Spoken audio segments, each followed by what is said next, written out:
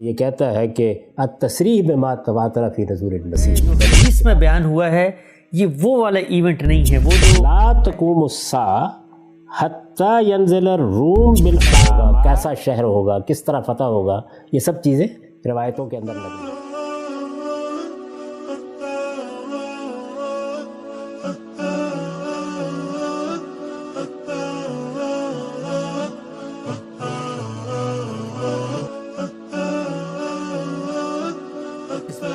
السلام علیکم۔ مکتب غامدی کی ایک اور نشست میں خوش آمدید۔ سلسلہ گفتگو 29 اعتراضات پر جاری ہے جو غامدی صاحب کی فکر پر بالعموم کیے جاتے ہیں۔ اس سلسلے کی آج یہ 29ویں نشست ہے اور نزول مسیح علیہ السلام کا موضوع زیر بحث ہے۔ غامدی صاحب بہت شکریہ آپ کے وقت کا۔ نزول مسیح کی یہ تیسری نشست ہے۔ غامدی صاحب گزشتہ 2 نشستوں میں ہم نے آپ سے اس موضوع کے بارے میں بات کی تھی۔ آخری نشست میں خاتمہ آپ کے عدم اطمینان کی جو وجوہات ہیں ان کی تفصیل میں جاری تھا، لیکن آخری جو نشست تھی وہ بڑے کروشل مومنٹ پہ ختم ہوئی جہاں پر آپ عدم اطمینان کی ایک ایسی وجہ بتانا جا رہے تھے کہ آپ کے مطابق کسی روایت میں اگر وقت متعین کر دیا جائے کہ اس وقت نزول مسیح ہونا ہے اور وہ نہ ہو تو پھر کیا صورت ہوگی، وہیں سے اپنی گفتگو کو جوڑیں اور یہ بتائیے کہ جو آپ کا عدم اطمینان کی بات کا تسلسل تھا وہ کہاں تک پہنچا تھا اور وہ روایت کیا ہے جس کے بارے میں آپ بات کر رہے تھے۔ میں اس سے پہلے جو کچھ عرض کر چکا ہوں اس میں یہ واضح ہو گیا ہوگا کہ یہ روایتیں یعنی نزول مسیح کی روایتیں یہ دوسری صدی کے وسط میں سامنے آنے شروع ہوئی ہیں۔ جب ہم کہتے ہیں سامنے آنا شروع ہوئی ہیں تو اس کا مطلب کیا ہے؟ اس کا مطلب یہ ہے کہ ہمارے ہاں جو تصنیفات ہیں، جن اہل علم نے کام کیا، انہوں نے کتابیں لکھیں، ان میں یہ نمایاں ہونا شروع ہو گئی اور پھر کم و بیش 1 صدی تک یہ شائع و ضائع ہو چکی تھی۔ یہی صدی ہے جس کے خاتمے پر یعنی تیسری صدی کے وسط میں ہم یہ دیکھتے ہیں کہ امام بخاری کی صحیح، امام مسلم کی صحیح، اس طرح دوسری سیاح ہمارے سامنے آ گئی۔ جن لوگوں نے استدراک کا کام کیا وہ اس کے بعد پھر سامنے آنا شروع ہوئے ہیں، اور اس طرح 4th، 5ویں، 6ٹھی صدی میں اب تمام محققین ان کا ذکر کر رہے ہیں، محدثین نے ان کو قبول کر لیا ہے۔ عقیدے کی کتابیں، مثال کے طور پر عقیدہ طحاویہ کو آپ دیکھیں، اس میں اس کو عقیدے کے طور پر ثبت کر دیا گیا ہے۔ اب یہ بات اس کے لیے کہنی آسان ہو گئی ہے کہ یہ سب کچھ جو کچھ ہے تواترت الاخبار، یعنی اس میں اخبار متواتر ہو رہے ہیں۔ اسی طرح یہ بات بھی کہ اجماع اہل العصر، یہ سب چیزیں اس طرح بیان کرنا ممکن ہو گئی ہیں، یہاں تک کہ ہم اپنے قریبی زمانے میں یہ دیکھتے ہیں کہ علامہ انور شاہ کاشمیری جیسا محدث اس پر کتاب لکھتا ہے تو یہ کہتا ہے کہ التصریح بما تواتر فی نزول المسیح، یعنی اس کتاب کا عنوان ہی یہی ہے کہ یہ روایتیں اس درجے میں پہنچ گئی ہیں۔ میں عرض کر چکا ہوں کوئی 40 کے قریب مرفوع روایتیں اس میں انہوں نے جمع کی ہیں، 23 کے قریب صحابہ ہیں جن سے یہ روایت ہوتی رہی ہیں۔ مولانا سید ظفر صاحب مودودی نے جب سورہ احزاب کا ضمیمہ لکھا ہے تو اس میں بھی کافی بڑی تعداد کا انتخاب کیا ہے۔ ان میں جو مضمون عام طور پر ہوتا ہے وہ یہی ہوتا ہے کہ سیدنا مسیح علیہ السلام کا نزول ہوگا، وہ دجال کو قتل کر دیں گے، وہ صلیب کو ختم کر دیں گے، وہ خنزیر کا خاتمہ کر دیں گے، اسی طرح سے وہ جنگ کو ختم کر دیں گے یا جزیے کو ختم کر دیں گے، اس طرح کی چیزیں اس میں بیان کی جاتی ہیں۔ یہ جو مضمون ہے یہ ظاہر ہے مختلف پہلوؤں سے مختلف راوی ہم تک منتقل کر رہے ہیں۔ تو میں نے یہ عرض کیا تھا کہ اگر ان مضامین میں کسی جگہ یہ بھی بتا دیا گیا ہے کہ وہ کیا زمانہ ہوگا، کون سا وقت ہوگا، اور تعین کے ساتھ بتا دیا گیا ہے کہ نزول مسیح ہو جائے گا یا دجال آ جائے گا، تو پھر ایک بڑا مسئلہ پیدا ہوتا ہے۔ یعنی اگر تعین سے وقت بتا دیا گیا ہے، تعین کا مطلب کیا ہے؟ تعین کا مطلب یہ ہے کہ آپ اس کے بارے میں یہ جان گئے کہ یہ سن ہے، یہ واقعہ ہے جس کے بعد ہونا ہے، یہ صورتحال ہے جس کے بعد ہونا ہے۔ اگر تو محض یہ بات کہی گئی ہے کہ قیامت سے پہلے ہو جائے گا تو پھر تو ہم قیامت ہی کا انتظار کریں گے۔ پھر اگر یہ تحقیق کی غلطی ہے تو وہ بھی قیامت ہی میں واضح ہوگی، اور اگر صحت ہے تو وہ بھی قیامت ہی میں واضح ہوگی۔ تو یہ میں نے بتا دیا تھا کہ کیا صورتحال پیدا ہو جاتی ہے اگر تعین کے ساتھ یہ بتایا جائے کہ یہ معاملہ فلاں وقت ہوگا۔ یعنی اگر یہ اس وقت نہیں ہوا تو اس کا مطلب یہ ہے کہ رسالت مآب صلی اللہ علیہ وسلم کی طرف ان روایات کی نسبت میں غلطی ہوئی، یہ اس بات کی صریح دلیل ہوگی۔ اور اگر یہ ہو گیا ہے اس وقت تو پھر ہم جو اپنا عدم اطمینان ظاہر کر رہے ہیں یا ہم ان کو محل نظر قرار دے رہے ہیں تو ہمیں معذرت کے مقام پر کھڑا ہونا چاہیے، یہ ہماری غلطی تھی۔ تو اس طرح کی تحقیق میں غلطی ہو جاتی ہے، غلطی کا امکان ہوتا ہے، تاہم اس کا مطلب یہ نہیں لینا چاہیے کہ رسالت میں آپ صلی اللہ علیہ وسلم نے جو خبر دی تھی وہ غلط ہو گئی، نعوذ باللہ۔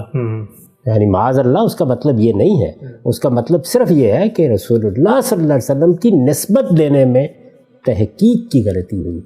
یعنی اگر خبر پوری نہیں ہوئی تو اس کا مطلب رسول اللہ اگر وہ خبر رسالت میں آپ صلی اللہ علیہ وسلم نے دی ہے تو پھر وہ حرف بحرف پوری ہوگی، جیسے ہوئی، جیسے کہ ہوئی۔ میں اس سے پہلے بڑی وضاحت سے بتا چکا ہوں کہ رسول اللہ صلی اللہ علیہ وسلم نے جبریل امین کے ساتھ گفتگو کرتے ہوئے قرب قیامت کی نشانیاں بیان کی، یعنی اس میں یہ نہیں تعین کیا گیا کہ یہ کب ہوگی، وہ قرب قیامت کی نشانیاں ہیں، اور وہ دونوں نشانیاں میرے نزدیک پوری ہو گئیں، ہر شخص ان کو بچشم سر دیکھ سکتا ہے، حرف بحرف پوری ہوئی ہیں۔ تو اس کا مطلب یہ ہے کہ اگر کوئی تردد بھی تھا ان روایتوں پر تو اب تردد کا خاتمہ ہوگا، کیونکہ ثابت ہو گئی، یعنی واقعہ ہو گیا۔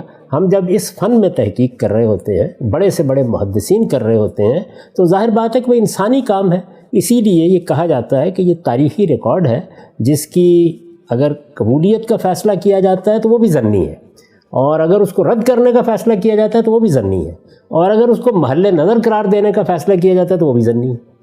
تو جب صورتحال یہ ہوتی ہے تو میں یہ عرض کر رہا ہوں کہ اگر فی الواقع یہ ہو جائے یا نہ ہو تو یہ دونوں چیزیں اثر انداز ہوں گی۔ اب اس پس منظر کو سامنے رکھیے، یہ میں نے کچھ چیزیں دہرا دیں اور پھر ہم اس روایت کی طرف بڑھتے ہیں۔ ٹھیک، یہ روایت امام مسلم نے نقل کی ہے۔ اچھا، یعنی صحیح مسلم کے اندر، صحیح مسلم میں ہے۔ یہ معلوم ہے کہ ہمارے ہاں جو امہات کتب سمجھی جاتی ہیں حدیث میں وہ تین ہی، موطا امام مالک، امام بخاری کی صحیح اور امام مسلم کی صحیح۔ بالکل، بعد کی کتابیں پھر دوسرے تیسرے چوتھے درجے کی کتابیں ہیں۔ یہ مطلب نہیں ہوتا کہ ان میں جو بات بیان ہوگی وہ رد کر دی جائے گی۔ میں یہ عرض کر رہا ہوں کہ یہ روایت جو میں آپ کے سامنے پیش کر رہا ہوں یہ ایسا نہیں ہے کسی تاریخ کی کتاب میں نقل ہوئی۔ مثال کے طور پر تاریخ دمشق میں یہ روایت بھی نقل ہوئی ہے کہ بعض لوگ یہ سمجھتے تھے کہ معاویہ رضی اللہ عنہ کے زمانے میں دجال آئے گا۔ اچھا، یہ روایت بھی نقل ہوئی ہے کہ فوراً بعد، یعنی رسالت میں آپ صلی اللہ علیہ وسلم کی دنیا سے رخصتی کے فوراً بعد آ جائے گا۔ اس طرح کی روایتیں بھی ہیں کہ قریش کی حکومت جب ختم ہوگی تو آ جائے گا، لیکن وہ تاریخی روایات ہیں زیادہ تر، وہ اس درجے کی روایات نہیں ہیں۔ یہ روایت امام مسلم نے اپنی صحیح میں نقل کی۔ اچھا، اور میں آپ سے یہ عرض کر رہا ہوں کہ آپ اس روایت کو سنیے، مجھے اس کا ایک ایک لفظ پڑھ کے آپ کو بتانا پڑے گا، کیونکہ جب تک ہم اس کو اس طریقے سے نہیں سنیں گے اس وقت تک اس کی اہمیت واضح نہیں ہوگی۔ بالکل، میں اس سے پہلے یہ بھی عرض کر چکا ہوں کہ اس باب کی زیادہ تر روایتیں ابو ہریرہ رضی اللہ عنہ سے ہیں، بلکہ بخاری نے تو قبول ہی صرف ان کی روایتیں کی ہیں۔ یہ روایت بھی ابو ہریرہ رضی اللہ عنہ ہی سے۔ اچھا، اب وہ بیان کیا کر رہے ہیں؟ وہ یہ کہہ رہے ہیں کہ ان رسول اللہ صلی اللہ علیہ وسلم قال، رسول اللہ صلی اللہ علیہ وسلم نے فرمایا۔ اس کو پڑھنے سے پہلے میں یہ عرض کر دوں کہ یہ 2897 رقم ہے، 2897 صحیح مسلم کے اندر یہ روایت۔ صحیح مسلم میں روایت ہے۔ ایک سوال غام صاحب کا کلامی کی معذرت، سند کے لحاظ سے بھی صحیح روایت ہے یہ؟ امام مسلم کی روایت ہے، اس کے بعد تو کوئی مزید گفتگو کی ضرورت نہیں رہتی، تاہم امام مسلم ہو، امام بخاری ہو، ان کی روایتوں پر بھی نقد ہوتا ہے۔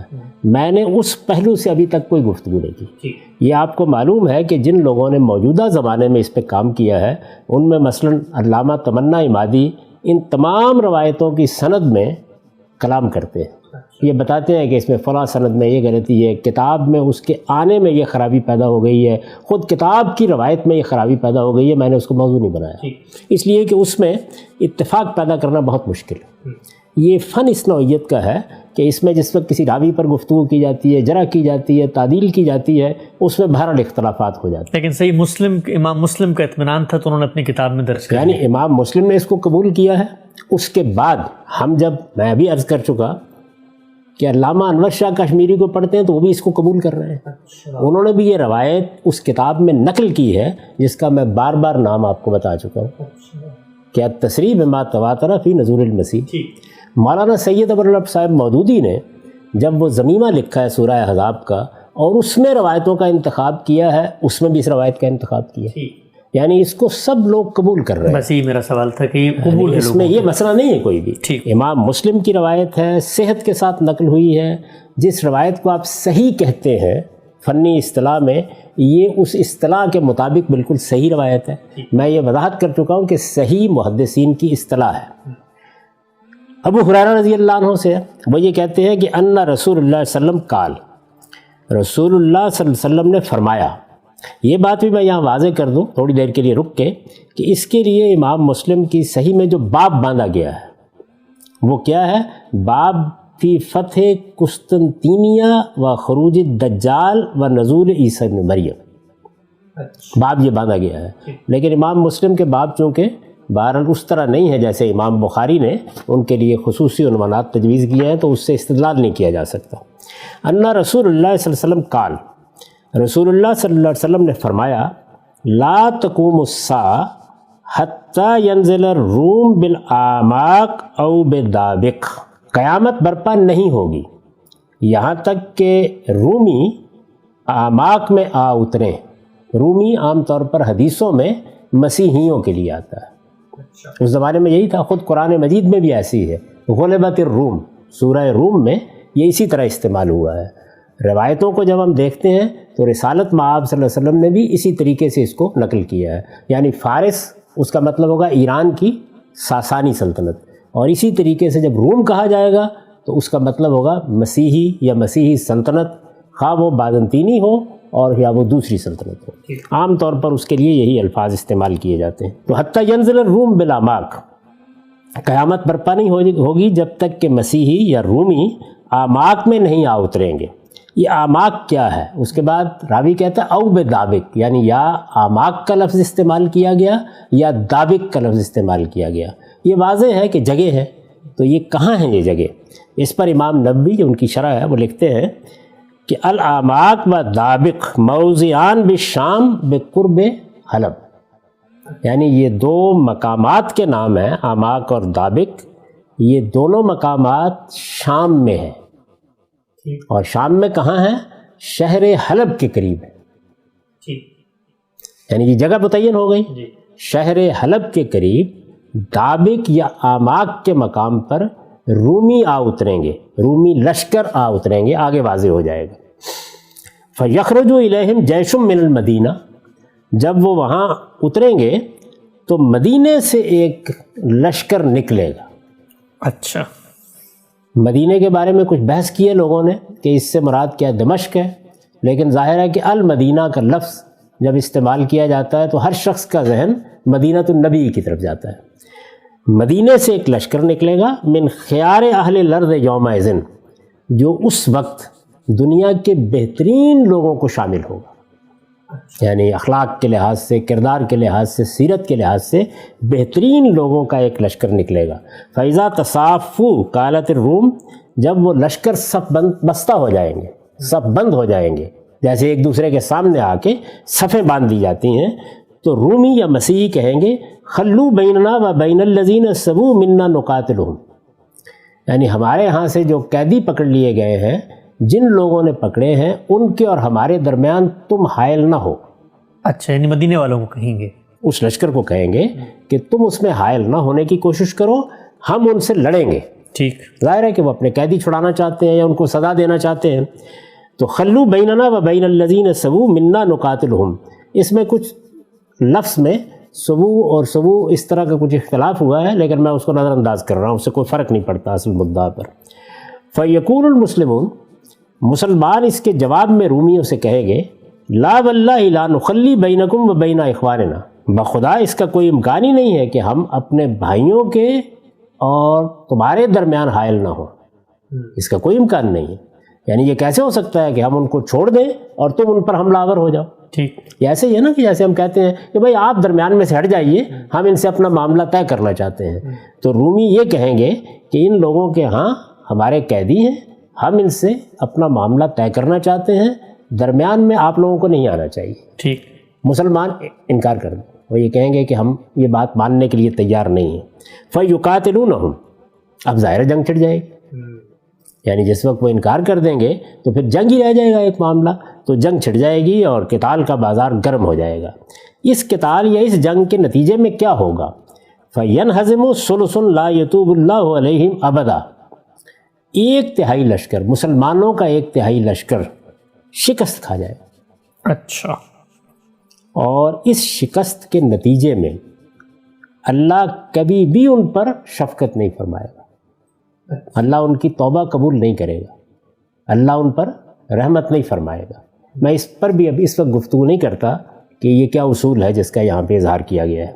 فَيَنْهَزِمُ ثُلُثٌ لَا يَتُوبُ اللَّهُ عَلَيْهِمْ أَبَدًا, 1/3 شکست کھا جائیں گے, اللہ کبھی بھی ان پر شفقت نہیں فرمائے گا. وَيُقْتَلُ ثُلُثُهُمْ, اور 1/3 جنگ میں کام آ جائیں گے, قتل ہو جائیں گے یا شہید ہو جائیں گے. افضل الشہداء عند اللہ, اللہ تعالیٰ کے ہاں وہ سب سے زیادہ فضیلت رکھنے والے شہید قرار پائیں گے. اچھا. یعنی 1/3 شکست کھا جائیں گے, 1/3 شہید ہوں گے, قتل ہو جائیں گے, جنگ میں کام آ جائیں گے, کھیت رہیں گے. ان کے بارے میں یہ تبصرہ کیا گیا ہے کہ افضل الشہداء عند اللہ, جس طرح پہلے ثلث کے بارے میں یہ تبصرہ کیا گیا تھا کہ لا یتوب اللہ علیہم ابدا, ویفتتح الثلث, یعنی 1/3 شکست کھا کے پیچھے ہٹ گئے, فرار ہو گئے, 1/3 شہید ہو گئے, 1/3 فتح یاب ہو جائیں گے. اچھا, یعنی رومیوں پہ فتح یاب ہو جائیں گے. وَيَفْتَتِحُ الثُّلُث لا یفتنون ابدا, اس کے بعد کبھی ان پر کوئی آزمائش نہیں آئے گی, کبھی اللہ کی گرفت نہیں ہوگی. یعنی تینوں لشکروں کے ساتھ کیا معاملہ کریں گے اللہ تعالیٰ, وہ بھی یہاں رسالت مآب صلی اللہ علیہ وسلم کے حوالے سے بیان ہو رہا ہے. یہ فتح کہاں ہوگی؟ کہتے ہیں فَيَفْتَتِحُونَ قسطنطینیہ. اچھا, یعنی رومیوں کے ساتھ مقابلہ تو دابق سے شروع ہوگا, لیکن فتح یاب ہوتے ہوئے یہ لشکر قسطنطینیہ کو فتح کر لے گا.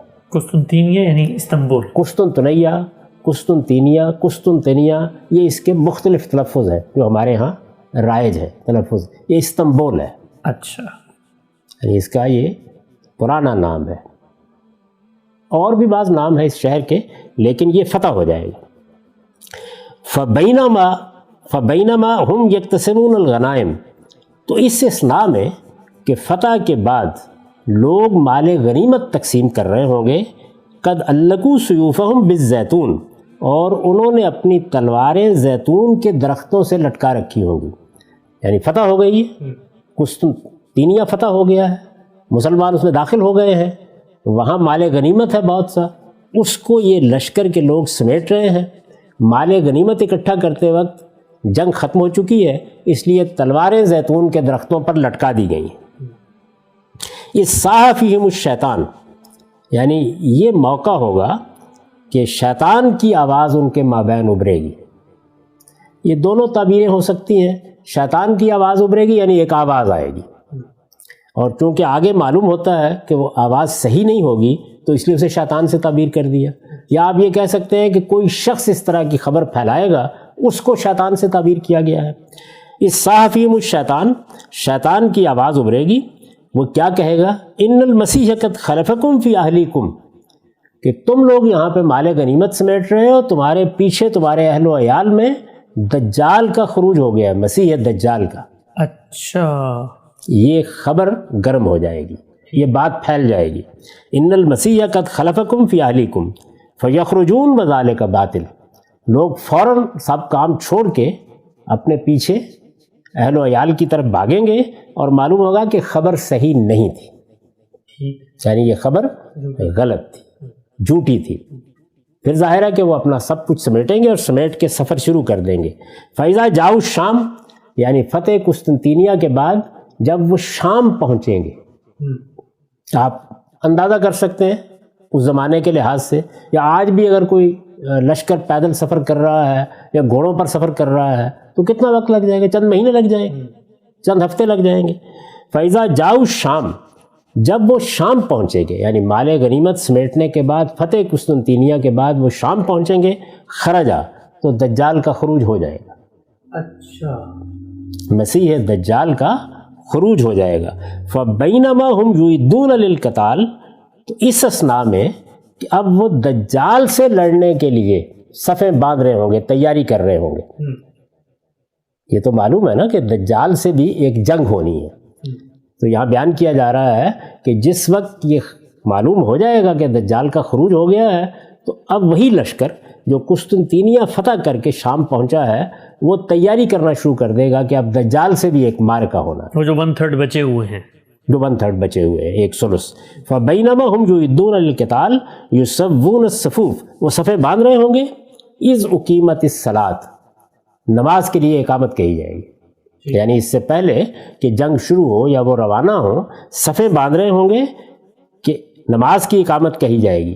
جیسے ہی نماز کی اقامت کہی جائے گی فَيَنزِلُ عِیسیٰ ابْنُ مریم، تو عیسیٰ ابن مریم کا نزول ہو جائے گا۔ اچھا، فَأَمَّهُمْ، اور وہ اس وقت ان کی امامت کریں گے۔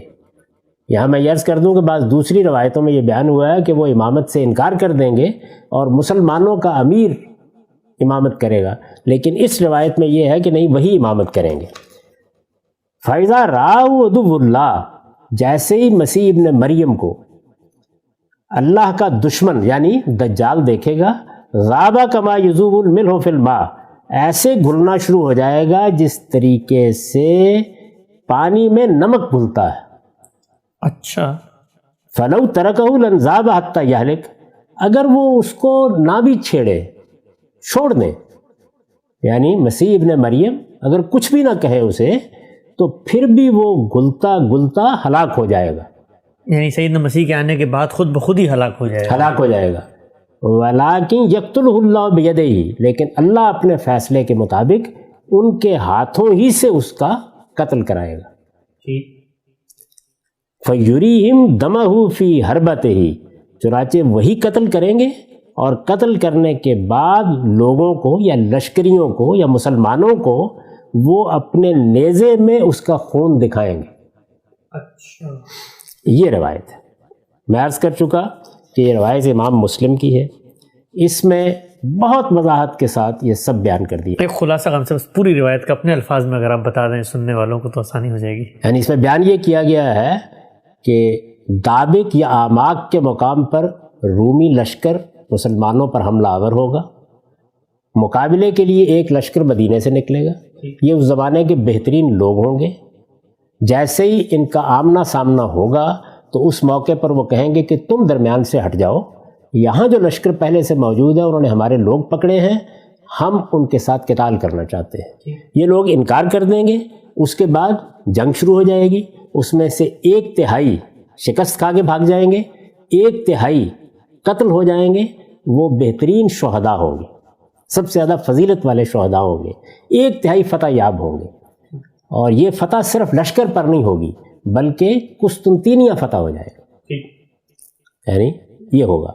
اس کے بعد یک بیک خبر نشر ہونا شروع ہو جائے گی، یعنی کوئی شیطان پکارے گا یا شیطان ہی پکارے گا، ابلیس پکارے گا، اور وہ یہ کہے گا کہ دجال کا خروج پیچھے ہو گیا۔ اس وقت لشکر کے لوگ مال غنیمت جمع کر رہے ہوں گے، انہوں نے اپنی تلواریں زیتون کے درختوں پر لٹکا رکھی ہوں گی، وہ وہاں سے چل کے جائیں گے، دیکھیں گے خبر جھوٹی، اس کے بعد اپنا سامان سمیٹیں گے، سمیٹ کے وہ شام کی طرف واپسی شروع کر دیں گے۔ جب شام میں پہنچیں گے تو دجال کا خروج ہو جائے گا، اور دجال کے خروج کے بعد وہ اس کے مقابلے میں لڑنے کے لیے تیاری کر رہے ہوں گے، صفیں باندھیں گے، نماز کی اقامت ہوگی، نماز کھڑی ہوگی تو سیدنا مسیح علیہ السلام کا نزول ہو جائے، اور اس کے بعد دجال گھلتے گھلتے اسی طرح ختم ہو جائے گا جیسے پانی میں نمک ڈال دیا گیا ہو، تاہم اللہ تعالیٰ انہی کے ہاتھ سے دجال کو قتل کرائے گا اور وہ اپنے نیزے میں اس کا خون دکھائے گا۔ یہ رسول اللہ صلی اللہ علیہ وسلم نے بات فرمائی ہے، صحیح مسلم میں نقل ہوئی ہے۔ یعنی یہ ابو ہریرہ رضی اللہ عنہ رسالت مآب صلی اللہ علیہ وسلم کی نسبت سے بیان کر رہے ہیں، یہ امام مسلم کی صحیح ہے۔ اب یہ دیکھیے کہ اس میں بالکل متعین طور پر بتا دیا گیا ہے کہ دجال کا خروج کب ہوگا۔ قسطنطینیہ فتح ہوگا، قسطنطینیہ کی فتح کے بعد جتنا وقت بھی آپ فرض کر لیں کہ لشکر قسطنطینیہ سے چل کر شام پہنچے گا تو دجال کا بھی خروج ہو جائے گا، اور دجال کے خروج کے بعد اس سے لڑنے کی تیاری ہو رہی ہوگی تو سیدنا مسیح علیہ السلام کا نزول ہو جائے، تو زمانہ بالکل متعین ہو گیا، یعنی واضح ہو گیا، ہر لحاظ سے واضح ہو گیا کہ دجال کے خروج کی جو پیشین گوئی کی گئی ہے، اسی طرح سیدنا مسیح علیہ السلام کے نزول کی جو پیشین گوئی کی گئی ہے، اس کا وقت روایتوں میں یہ مقرر کیا گیا ہے۔ درست۔ میں اس سے پہلے عرض کر چکا کہ اس روایت کو امام مسلم نے نقل کیا ہے، ایسا نہیں ہے کہ اس کے بعد اس روایت کو ترک کر دیا گیا ہے، یہ اس زمانے تک اسی طرح نقل ہو رہی ہے، ہمارے علماء اس کو ایسے ہی بیان کر رہے ہیں۔ اس میں اگر آپ کوئی بات پوچھنا چاہتے ہوں کہ کیا جو بات میں نے کہی تھی اس کے خلاف تو کوئی چیز سامنے نہیں آئی، یعنی وقت متعین ہے بالکل۔ فتح قسطنطینیہ، فتح قسطنطینیہ بالکل ایسے ہی ایک تاریخ کا ناقابل تردید واقعہ ہے جس طرح سے فتح مکہ۔ قرآن مجید جب الفتح کہتا ہے تو اس میں بھی ہر شخص پر واضح ہوتا ہے کہ اس سے فتح مکہ مراد ہے۔ فتح قسطنطینیہ نے یہ حیثیت کیوں اختیار کر لی تھی، یعنی اس کا کیا سبب تھا، کیا وجہ تھی یہ اختیار کر لی؟ رسالت مآب صلی اللہ علیہ وسلم نے کچھ پیشین گوئیاں کی تھی اور اس میں یہ بتایا تھا کہ میرے بعد مسلمانوں کو کیا کیا مارکے پیش آئیں گے۔ جو مارکے رسالت مآب صلی اللہ علیہ وسلم کے بعد مسلمانوں کو پیش آئیں گے، اس میں یہ بات بھی بیان کی گئی تھی کہ 4 بڑے مارکے ہوں گے۔ یہ بھی ایک روایت ہے اور یہ بھی امام مسلم ہی کی روایت ہے اور اسی باب میں ہے، یعنی باب کا عنوان قائم کیا گیا باب ما یکون من فتوحات المسلمین قبل الدجال۔ اس میں یہ بیان کیا گیا تھا کہ تغزون جزیرۃ العرب فیفتح اللہ، یعنی تم جزیرہ عرب میں ایک جنگ کرو گے، اللہ اس کو فتح کر دے گا، جیسے کہ مکے کی فتح کے بعد ہو گیا۔ ثم فارس، پھر اس کے بعد فارس کے یعنی ایران کے لوگوں سے لڑو گے، فیفتح اللہ، اللہ اس کو بھی فتح کر دے گا۔ ثم تغزون الروم، پھر رومیوں سے لڑو گے، فیفتح اللہ، اللہ اس کو بھی فتح کر دے گا۔ ثم تغزون الدجال، فیفتح اللہ، تو اللہ اس کو بھی شکست دے گا اور تمہیں فتح حاصل ہو جائے گی۔ تو یہ رومیوں کے ساتھ جنگ ایک لحاظ سے اس کے فوراً بعد شروع ہو گئی تھی جب رسالت مآب صلی اللہ علیہ وسلم دنیا سے رخصت ہوئی، یعنی فارس سے ہوئی، رومیوں سے ہوئی۔ اس زمانے کی رومی سلطنت بہت دور دور تک پھیلی ہوئی تھی، تو رومی سلطنت کے مقبوضات مسلمانوں نے اپنے قبضے میں کر لیے تھے، لیکن قسطنطینیہ فتح نہیں ہوا۔ اچھا، یعنی کیسر روم اپنی سلطنت سمیٹتے سمیٹتے اپنے دارالحکومت میں پہنچ چکا تھا، لیکن قسطنطینیہ فتح نہیں ہوا۔ تو ایک لحاظ سے وہ ایک بالکل علامت بن گیا تھا مسلمانوں کے ہاں کہ یہ فتح ہوگا تو گویا ہماری فتوحات کی تکمیل ہوگی، اس کے ساتھ اس کو یہ حیثیت حاصل ہو گئی۔ اب فتح قسطنطینیہ کے معاملے میں بعض اور اخبار بھی تھے، روایتوں میں بعض اور خبریں بھی تھیں جن میں مثلاً یہ بھی کہا گیا تھا کہ جو لشکر وہاں پہلا لشکر جائے گا وہ اللہ تعالیٰ کے ہاں مغفرت کا مستحق ہو جائے گا۔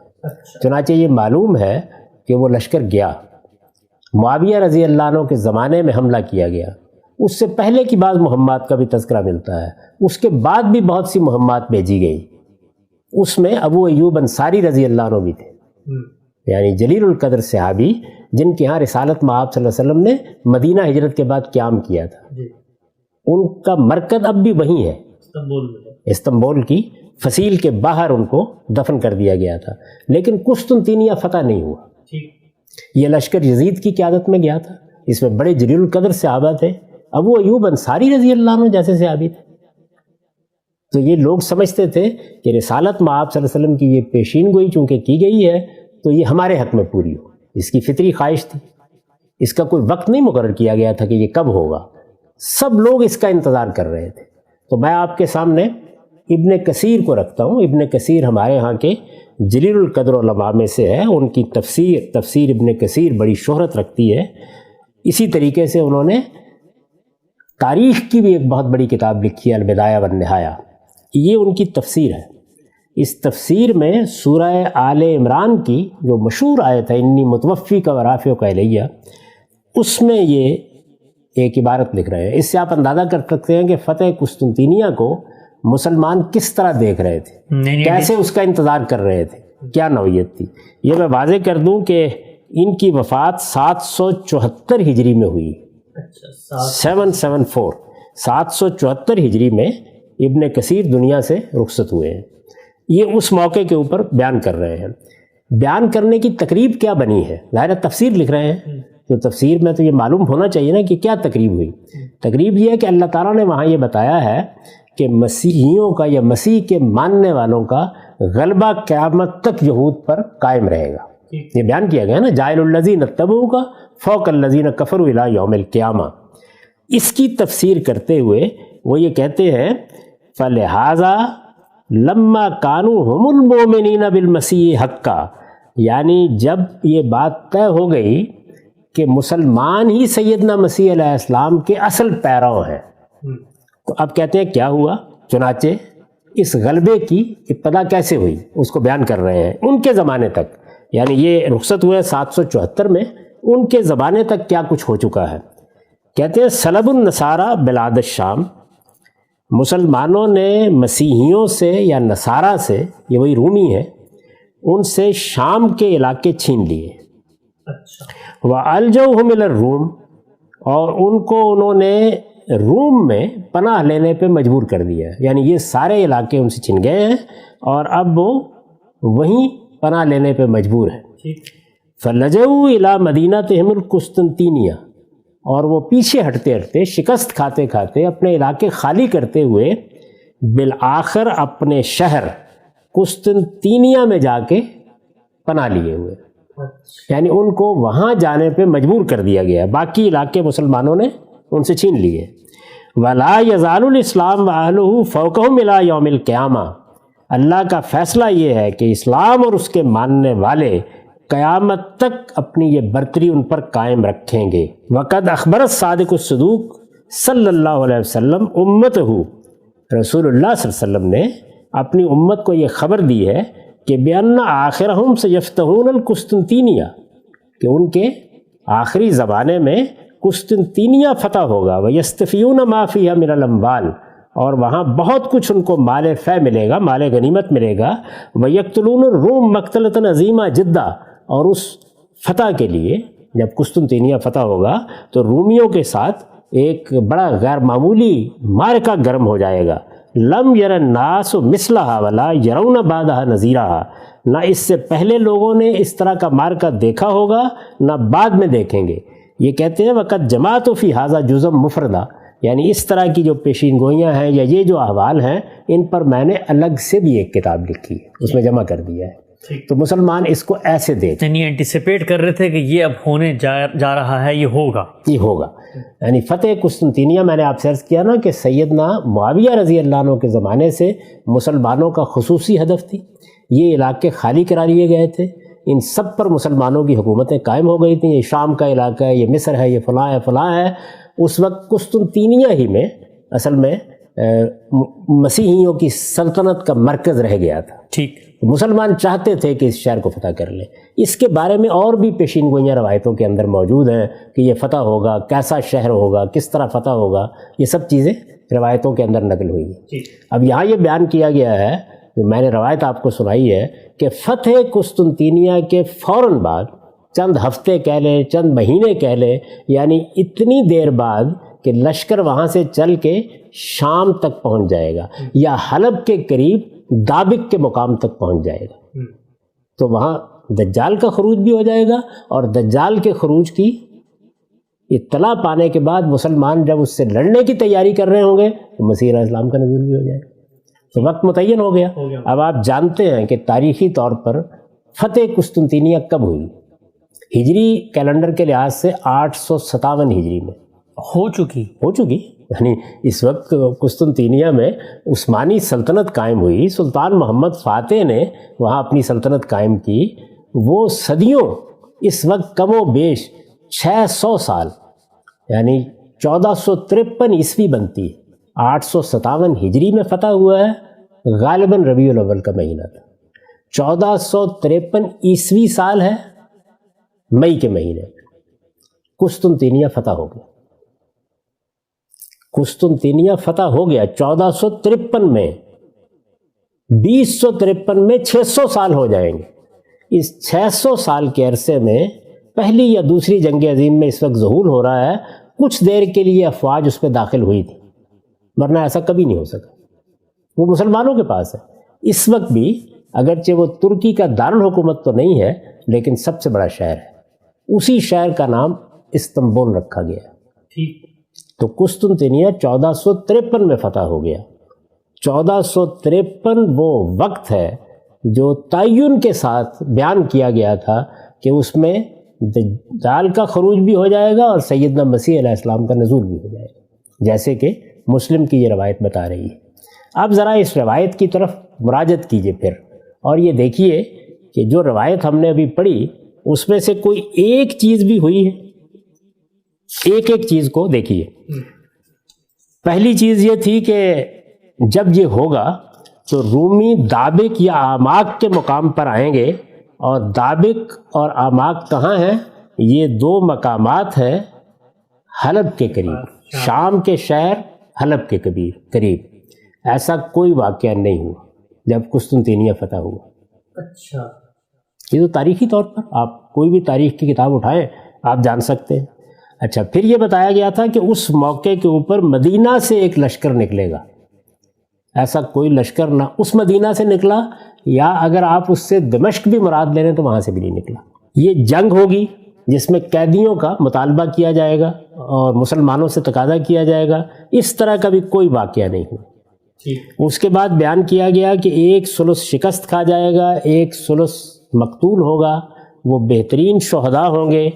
ایسی بھی کوئی چیز نہیں ہوئی۔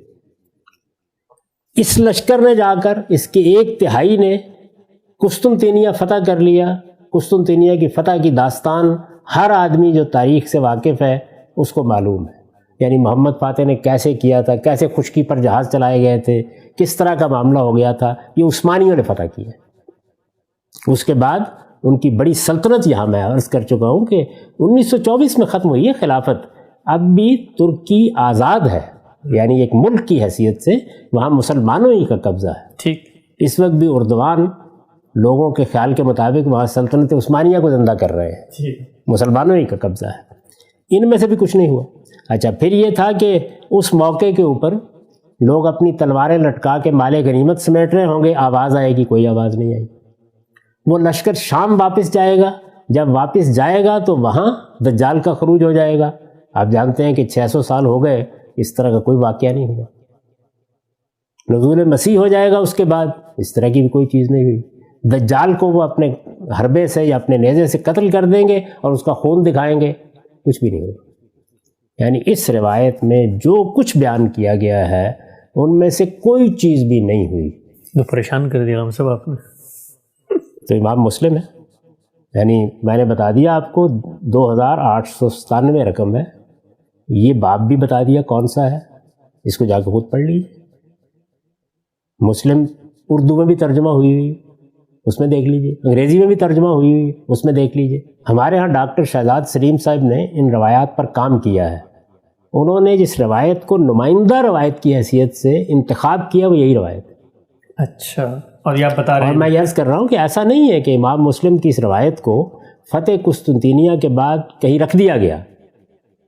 علامہ انور شاہ کشمیری نے بھی نقل کیا ہے، مولانا سید ابو اللہ صاحب مودودی نے بھی نقل کیا ہے۔ اس کے بعد یہ بتائیے کہ اب کیا کرنا ہے۔ ہم سب ایک چیز ذہن میں آتی ہے، آپ نے جو پوری بات اتنی تفصیل سے بیان کی، رسول اللہ صلی اللہ علیہ وسلم کی نسبت سے صحیح مسلم کی روایت، مقام طے ہے، وقت طے ہے، ایونٹ طے ہے، اور جو کریکٹرز ہیں وہ طے ہیں، اور یہ سب کچھ آپ کہتے ہیں کہ ہو گیا ہے اور سیدنا مسیح نہیں آئے۔ نہیں، یہ بیان کیا گیا تھا کہ اس وقت ہونا ہے، جی، یعنی ان میں سے کچھ بھی نہیں ہوا۔ فتح قسطنطینیہ ہو گئی، فتح قسطنطینیہ ہو گیا، لیکن باقی کچھ نہیں ہوا۔ جو کچھ اس روایت میں بیان کیا گیا تھا ان میں سے کچھ بھی نہیں ہوا، فتح قسطنطینیہ ہو گئی۔ ٹھیک، یعنی جو متعین وقت میں نے عرض کیا تھا نا کہ روایت میں متعین وقت بیان کیا گیا ہے۔ تو اگر ہم صاحب یہ کہا جائے کہ یہ جو آپ روایت آپ نے بھی پڑھی اور گھبراہٹ میں ڈال دیا ہم سب کو، سننے والوں کو، کہ یہ جو متعین وقت بتایا گیا تھا وہ ایونٹ تو ہو گیا، فتح قسطنطینیہ ہو گیا، استنبول فتح ہو گیا، محمد فاتح نے آج سے 600 سال پہلے 857 میں فتح کر لیا۔ اچھا، اس فتح سے 100 سال پہلے کی تقریباً آپ نے داستان سنائی ابن کثیر کی، کہ وہ اینٹیسپیٹ کر رہے ہیں کہ یہ ہونے جائے گا، ہوگا، اور یہ سب کچھ۔ تو کوئی یہ بھی تو کہہ سکتا ہے کہ یہ جو کچھ ہوا ہے، جو حدیث میں بیان ہوا ہے، یہ وہ والا ایونٹ نہیں ہے، وہ جو پہلے ہوا تھا وہ تو پہلے ہو گیا. یعنی ایسی ہے کہ کہا جائے کہ جی نیو یارک میں ٹوئن ٹاورز گریں گے اور دجال آ جائے گا, ٹوئن ٹاورز گر گئے نہیں آئے, تو اس کی ایک توجہ یہ بھی تو کی جا سکتی ہے کہ دوبارہ سے ٹوئن ٹاور تعمیر ہوں, دوبارہ سے گریں, تو ہو سکتا ہے قسطنطینیہ دوبارہ سے رومیوں کے قبضے میں جائے اور دوبارہ مسلمان فتح کریں, تو تب آ جائیں سیدنا مسیح. میں تو اپنے عدم اطمینان کے وجہ بیان کر رہا ہوں نا, یعنی یہ بیان کر رہا ہوں کہ کیوں ان روایتوں کے بارے میں نے یہ کہا ہے اپنی کتاب میں کہ یہ محل نظر ہو گئی ہیں, ان کو اب اس طرح قبول نہیں کیا جا سکتا, ان پر تحقیق کی ضرورت ہے. کیوں اپنے عدم اطمینان کا اظہار کر رہا ہوں, اس کے وجہ بیان کر رہا ہوں. اب یہ جو بات آپ نے کہی ہے, یہی بات اس کے بعد علماء کہہ رہے ہیں. اچھا, یعنی وہ یہی کہہ رہے ہیں کہ یہ فتح قسطنطینیہ وہ نہیں ہے. اب دیکھیے کیا چیزیں فرض کرنی پڑیں گی. یعنی اس کا مطلب یہ ہے کہ قسطنطینیہ ایک مرتبہ پھر رومیوں کے قبضے میں چلا جائے گا. 600 سال سے تو نہیں گیا, لیکن چلا جائے گا قیامت سے پہلے. ٹھیک, یہ فرض کرنا پڑے گا نا. اچھا, پھر اور دیکھیے کیا فرض کرنا پڑے گا. یہ فرض کرنا پڑے گا کہ یہ دنیا میں جتنے اسلحہ, جتنے ہتھیار ایجاد ہو گئے ہیں, سب ختم ہو جائیں گے. اتنا بڑا انقلاب دنیا میں آئے گا کہ پھر تلواروں سے جنگیں ہوں گی. پھر وہ تلواریں فتح کے بعد زیتون کے درختوں سے لٹکائی جائیں گی. پھر اسی طرح مال غنیمت تقسیم ہوں گے. ماننا پڑے گا نا یہ سب کچھ آپ کو, یا نہیں ماننا پڑے گا. اچھا, ماننا پڑے گا کہ دجال کو قتل کرنے کے لیے نہ کوئی بم چلے گا. اس وقت تو ویسے جہاں جہاں اسلامی نظام قائم ہو رہا ہے بم چلا کے ہی ہو رہا ہے, لیکن نہ کوئی بم چلے گا, نہ توپیں نکلیں گی, نہ ٹینک چلیں گے, نہ جہازوں سے بمباری ہوگی, کچھ نہیں ہوگا. نیزے سے اس کو مار گرایا جائے گا. تو یہ سب چیزیں جو ہیں فرض کر کے جو لوگ مطمئن ہونا چاہتے ہیں وہ مطمئن رہیں, مجھے ان کو کچھ نہیں کہنا.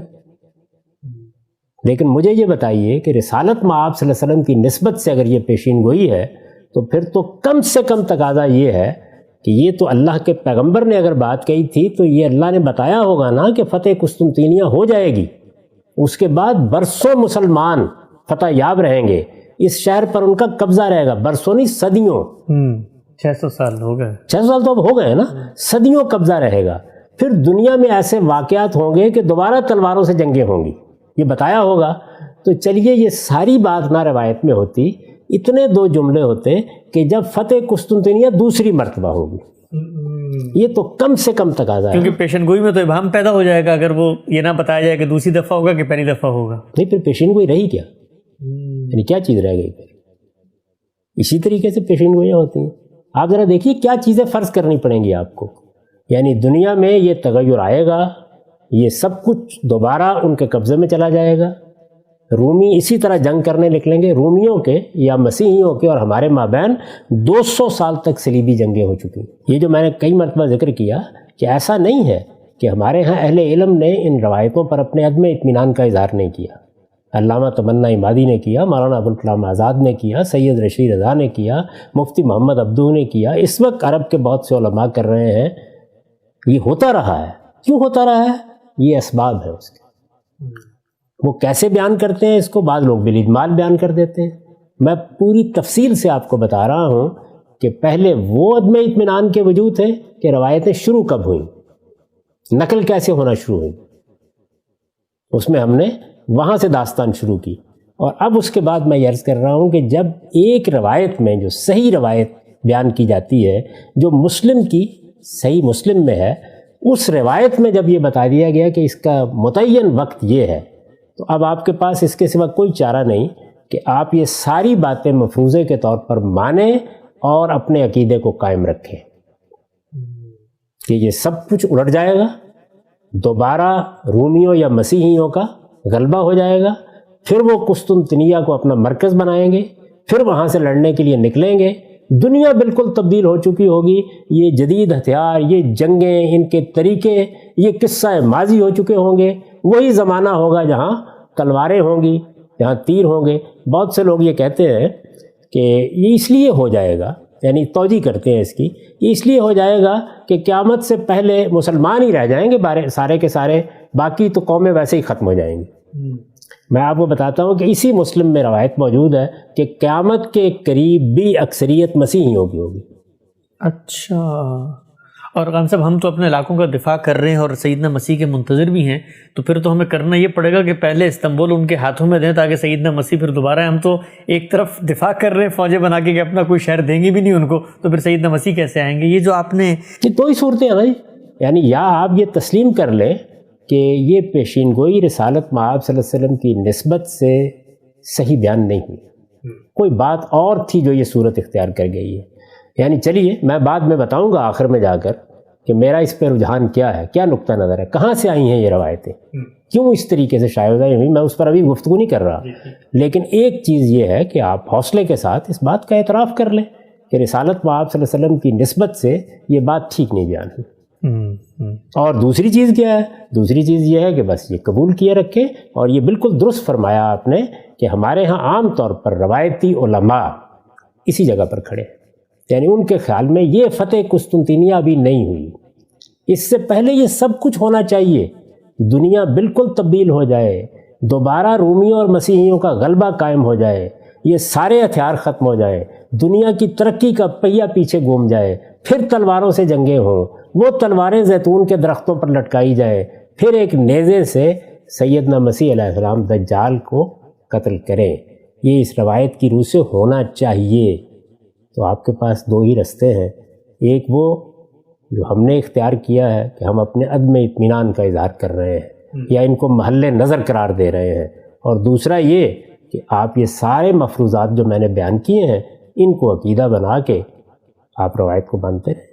اس کے سوا آپ کے پاس اس معاملے میں کوئی اور دوسرا راستہ نہیں ہے. تو اس روایت سے متعلق کوئی سوال بھی آپ کے ذہن میں ہے یا لوگوں نے اٹھایا ہوا ہے تو وہ پہلے کر لیجئے، اس کے بعد مجھے ایک دوسری روایت پر بات کرنی. ٹھیک، ہم سب اس پہ تو سوال کیا کیا جا سکتا ہے کہ اگر ایک ایونٹ اتنا متعین طور پہ تاریخ میں آ رہا ہے، میں ٹو بی ویری آنیسٹ اور فرینکلی میں آپ سے ایک طالب علم کی طور پہ عرض کر رہا ہوں کہ اگر اتنی وضاحت کسی، میرے لیے تو اس وقت یا کسی مسلمان کے لیے نزول مسیح ایک ثانوی مسئلہ ہے، رسول اللہ صلی اللہ علیہ وسلم کی پیشن گوئی کہ اگر میں کسی غیر مسلم کو یہ بتاؤں کہ ہمارے پیغمبر نے یہ پیشن گوئی کی تھی کہ یہ شہر فتح ہوگا، یہاں پر یہ ہوگا اور اس کے بعد یہ ہوگا، اس کے بعد جو کچھ ہوگا وہ سیدنا مسیح کا نزول ہے یا کچھ اور، اگر وہ نہیں ہوتا تو میرے لیے تو میرا دین، ایمان اور پیغمبر کی صداقت کو بچانا زیادہ بڑا پرابلم بن جاتا ہے نزول مسیح سے. تو اس روایت پر تو آپ نے بہت سیر حاصل گفتگو کی اور سننے والوں تک آپ کی بات پہنچ گئی ہوگی. آگے بڑھتے ہیں. جو نزول مسیح کے اوپر آپ کا عدم اطمینان ہے، اس روایت کے علاوہ کچھ اور بھی ہے پیش کرنے کو آپ کے پاس؟ میں یہاں پہ تنبیہ کے طور پر یہ بات پھر عرض کر دوں، ہمارے ہاں چونکہ لوگوں کا تحقیق کی ذوق نہیں ہے، اس طرح کی گفتگویں سننے کا مزاج بھی نہیں ہے، اس لیے بار بار یہ عرض کر رہا ہوں کہ یہ جو کچھ تنقید تحقیق ہم بیان کر رہے ہیں یہ روایتوں پر بیان کر رہے ہیں. یہ رسالت مآب صلی اللہ علیہ وسلم کی کسی خبر پر نہیں ہے. یعنی رسالت مآب صلی اللہ علیہ وسلم کی زبان فیض ترجمان سے تو جو حرف نکلے گا وہ ہر حال میں پورا ہوگا.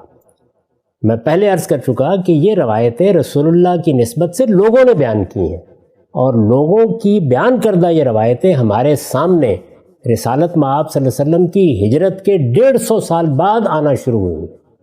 یہ اس سے پہلے بیان کیا جا چکا ہے، اور پھر 1 صدی کے درمیان یہ شائع و ضائع ہوئی ہیں، ان کو محدثین نے قبول کیا ہے. یہ روایت بھی انہی میں سے ہے. یہ متعین طور پر بتا رہی ہے کہ پیشین گوئی میں کون سا وقت طے کیا گیا تھا، وہ ہے فتح قسطنطینیہ 1453 عیسوی یا 857 ہجری. ٹھیک ہے. تو اگر دجال کو اس روایت کی روح سے آنا تھا تو اس وقت آنا تھا، اور جس طرح آنا تھا اس کی تفصیل میں نے آپ کے سامنے رکھ دی ہے. اس کے بعد میں آپ کی خدمت میں عرض کرتا ہوں کہ میں نے بھی اپنی کتاب میزان میں ایک پورا باب باندھا ہے علامات قیامت کا. علامات قیامت میں نے ان علامتوں پر بھی بات کی ہے جو قدیم صحیفوں میں ہیں، ان علامتوں پر بھی بات کی ہے جو قرآن مجید میں بیان ہوئی ہیں، اور ان علامتوں پر بھی بات کی ہے جو حدیثوں میں بیان ہوئی ہیں. اس میں جس روایت کو میں نے قبول کیا ہے وہ بھی مسلم ہی کی روایت ہے. میں نے اس روایت کو نقل کیا ہے اور یہ بتایا ہے کہ یہ روایت جامعیت سے تمام علامات قیامت کو بیان کر دیتی ہے. اچھا، اب میں یہ عرض کروں کہ مختلف روایتوں میں کسی میں 1 علامت بیان ہوئی، کسی میں 2 ہوئیں، کسی میں 3 ہوئیں، کسی میں 4 ہوئیں. اسی طرح سے جب لوگوں نے انتخاب کیا تو اہم ترین علامتیں کون سی ہیں ان کا الگ انتخاب کر لیا. تو اس میں مختلف نوعیت کی چیزیں آپ کو مل جاتی ہیں. اس روایت میں یہ تمام علامتیں جمع کر دی گئی ہیں اور یہ 10 ہے. اچھا، یعنی یہ ایک روایت ہے، صحیح روایت. اور اس میں کوئی وقت کی تعین تو نہیں ہے نا؟ نہیں، یہ اب باب ہی دوسرا شروع ہو گیا. یعنی اس میں 10 علامتوں کو جمع کیا گیا ہے. 10 علامتیں اس روایت میں جمع کر کے بیان کی گئی ہیں، باقی جگہوں پر یہی علامتیں بکھری ہوئی ہیں. یعنی ان کے علاوہ کوئی علامت نہیں ہے. بہت سی علامات دوسری روایتوں میں الگ الگ بیان ہو رہی ہیں. ایک ریپریزنٹیٹیو روایت ہے یہ اس لحاظ سے ایک جامع روایت ہے جس میں تمام علامتیں جمع کر دی گئی. اب ذرا اس روایت کو بھی دیکھ لیجئے. یہ بھی امام مسلم نے اسی باب میں نقل کی ہے، اور میں جہاں سے اس کو پیش کر رہا ہوں یہ 2901 رقم ہے. 2901 ٹھیک ہو گیا. اور اس باب کا عنوان اس میں قائم کیا گیا باب فی الآیات التی تکون قبل الساعہ، یعنی یہ ان علامتوں کا باب ہے جو قیامت سے پہلے ہوں گی. اس سے پہلے جو ہم روایت پڑھ رہے تھے وہ بھی اسی کتاب کی روایت ہے، یعنی اس سے ہی چند صفحات پیچھے میں نے اس کو پڑھا. اب یہ جو روایت ہے اس میں دیکھیے 10 علامتیں بیان ہوئی ہیں. اس کا بڑا دلچسپ پہلو یہ ہے کہ اس کا ایک طریق وہ ہے جو سفیان بن عیانہ سے ہے، ایک طریق وہ ہے جو شعبہ سے ہے. جلیل القدر محدثین ہے. روایت حذیفہ بن اسید الغفاری رضی اللہ عنہ سے، یہ صحابی ہیں. میں نے عرض کیا کہ اس روایت کی خوبی یہ ہے کہ جو بکھری ہوئی علامتیں مختلف روایتوں میں بیان ہوئی ہیں، اس میں یہ بتایا گیا کہ رسول اللہ صلی اللہ علیہ وسلم نے ایک موقع پر وہ 10 کی 10 ایک ہی وقت میں ایک ہی موقع پر بیان کر دی تھی. ٹھیک. اب یہ دیکھیے کہ اس میں ایک روایت کے اندر جو علامتیں بیان ہوئی ہیں وہ کیا ہیں، اور وہی حذیفہ بن اسید غفاری صحابی ہیں، وہی سندیں ہیں، یعنی نیچے آ کے لوگ تبدیل ہو رہے ہیں. حذیفہ بن اسید غفاری سے روایت شروع ہوتی ہے، ابھی طفیل تک اس طریق میں بھی اس طریق میں بھی اسی طرح آ رہی ہے، نیچے آ کے تبدیل ہوتی ہے. یعنی اوپر صحابی سے چین آ رہی ہے تو وہ ایک ایسے ہی ہے کہ ایک بات آپ سے بیان کی جا رہی ہے، ظاہر ہے کہ 10 لوگ بیان کر رہے ہیں، ان میں سے ایک اس طریقے سے بیان کر رہا ہے، دوسرا دوسرے طریقے سے بیان کر رہا ہے. وہ یہ بتاتا ہے میں نے فلاں سے سنا، میں نے فلاں سے سنا، میں نے فلاں سے سنا. تو ایک شعبہ کا طریق ہے، ایک سفیان بن عیانہ کا طریق ہے. ٹھیک ہو گیا. ایک ہی روایت ہے، صحابی بھی وہی ہیں، حذیفہ، یعنی حذیفہ بن اسید الغفاری صحابی بھی وہی ہیں. اب یہ دیکھیے کہ اس میں کیا بیان ہوا. ایک طریق یہ ہے کہ انہا لن تقوم حتی ترونا قبلہا 10 آیات. یہ روایت کے پیچھے ایک واقعہ بیان ہوا ہے کہ رسول اللہ تشریف لائے، لوگ کچھ باتیں کر رہے تھے، فرمایا کہ کیا بات کر رہے ہو؟ لوگوں نے کہا کہ ہم قیامت کا ذکر کر رہے ہیں. تو رسول اللہ صلی اللہ علیہ وسلم نے فرمایا انہا لن تقوم حتی ترونا قبلہا 10 آیات، یہ قائم نہیں ہوگی جب تک کہ تم 10 نشانیاں نہیں دیکھ لو گے. اچھا، یہاں سے بات شروع ہوئی. اب نشانیاں دیکھیے، یہ ایک طریق میں کیا بیان ہوئی ہیں، 10 گنتے چلے جائیے. الدخان، فذکر الدخان، رسول اللہ صلی اللہ علیہ وسلم نے ذکر کیا ایک بڑا دھواں اٹھے گا. ایک والدجال، دجال آئے گا. تیسری والدابہ، زمین سے ایک جانور پیدا ہو جائے گا. وطلوع الشمس من مغربہا، سورج جو ہمیشہ مشرق سے نکلتا ہے مغرب سے طلوع کرے گا. اب سنیے، ونزول عیسی ابن مریم، عیسیٰ ابن مریم نازل ہو جائیں گے. ویاجوج و ماجوج، اور یاجوج اور ماجوج نکل کھڑے ہوں گے. اس کے بعد اب ثلاثۃ خسوف، اور 3 جگہوں پر زمین دس جائے گی. خسفم بالمشرق، ایک مشرق میں، و خسفم بالمغرب، اور ایک مغرب میں. ظاہر ہے کہ یہ جزیرہ نمائی عرب سے مشرق مغرب بتائے جائیں گے. و خسفم بجزیرۃ العرب، اور ایک جزیرۃ العرب میں یا سرزمین عرب میں. اس کے بعد اب آخر ذالکا، اور 10ویں علامت یہ ہوگی کہ نار تخرج من الیمن تطرد الناس الی محشرہم، ایک آگ نکلے گی یمن سے، وہ لوگوں کو دھکیلتی ہوئی محشر تک لے جائے گی. پھر یاد رکھیے، یعنی حذیفہ بن اسید غفاری صحابی ہیں، ان کی روایت ہے. وہ یہ بیان کرتے ہیں کہ رسول اللہ صلی اللہ علیہ وسلم مجلس میں آئے اور ہم قیامت کا ذکر کر رہے تھے، آپ نے پوچھا تو اس کے بعد یہ فرمایا کہ قیامت کے آنے سے پہلے یہ 10 علامات ظاہر ہوں گی. ٹھیک، یہ گنتی ساری کی ساری ہوگی نا. اچھا، اب یہی صحابی رسالت میں آپ صلی اللہ علیہ وسلم سے یہی واقعہ بیان ہو رہا ہے ایک دوسرے طریق سے. ٹھیک، وہ شعبہ کا طریق ہے. اس میں اب سنیے ذرا، اس میں کیا بیان ہوتا ہے. اس میں یہ ہے کہ ان الساعۃ لا تکون حتی تکون 10 آیات. میں پوری روایت پڑھ رہا ہوں. یعنی رسول اللہ صلی اللہ علیہ وسلم نے فرمایا قیامت برپا نہیں ہوگی جب تک کہ 10 نشانیاں ظاہر نہ ہو جائیں. بالکل وہی روایت اسی صحابی سے، مسلم میں ہی ہے یہ مسلم سے، یعنی وہی 2901. مسلم کا طریقہ یہ ہے کہ وہ جب کوئی روایت لاتے ہیں تو اس کے سارے طریقے ایک جگہ جمع کر دیتے ہیں. یہ انہوں نے اوپر نقل کی، اس کے بعد نیچے نقل کرتے ہیں کہ شعبہ سے یہ روایت اس طرح ہمیں ملی ہے. اب شعبہ آگے راوی کو تبدیل کر رہے ہیں. شعبہ کہتے ہیں کہ مجھے یہ روایت فرات القزاز سے بھی ملی ہے اور مجھے یہ روایت ایک اور صاحب سے بھی ملی ہے. ان کا نام انہوں نے بیان کیا، وہ کہتے ہیں یہ عبدالعزیز ابن رفیع ہے. ٹھیک، یعنی ایک جگہ راوی کا فرق واقع ہو گیا ہے اوپر جا کے. یعنی صحابی ایک ہے، اس سے 2 لوگ نریشنز کر رہے ہیں آگے. یہاں تک صحابی کا تعلق ہے وہ بھی ایک ہے، ان سے ابی طفیل یا ابو طفیل روایت کر رہے ہیں، وہ بھی مشترک ہے دونوں میں. اس سے نیچے فرق واقع ہو رہا ہے راویوں میں، سفیان اور شعبہ. تو اب یہ دیکھیے کہ یہ جو روایت ہے یہ ذرا سنیے. یہ کہتے ہیں کہ رسول اللہ نے فرمایا، بالکل وہی روایت، یعنی اس کو یہ بیان کر رہے ہیں. ایک بات رسالت میں آپ صلی اللہ علیہ وسلم نے کہی ہے جس کو ایک طریق سے اس طرح بیان کیا جا رہا ہے، دوسرے طریق سے کس طرح بیان کیا جا رہا ہے.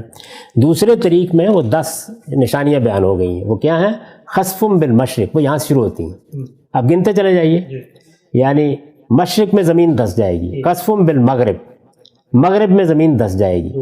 خسف فی جزیرۃ العرب، جزیرۃ العرب میں یا سرزمین عرب میں زمین دھس جائے گی. یہ تینوں چیزیں وہاں بھی بیان ہو چکی ہیں، یہاں کوئی اختلاف نہیں.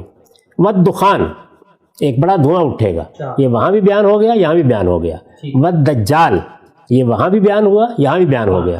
ودابۃ الارض، اور زمین کا جانور، یہ وہاں بھی بیان ہوا، یہاں بھی بیان ہوا. ویاجوج و ماجوج، اور یاجوج ماجوج کا خروج، یہ تو قرآن میں بھی بیان ہوا ہے. وطلوع الشمس من مغربہا، اور سورج کا مغرب سے طلوع ہو جانا، 8، یہ بھی وہاں بھی بیان ہوا، یہاں بھی بیان ہوا. 9 کیا ہے؟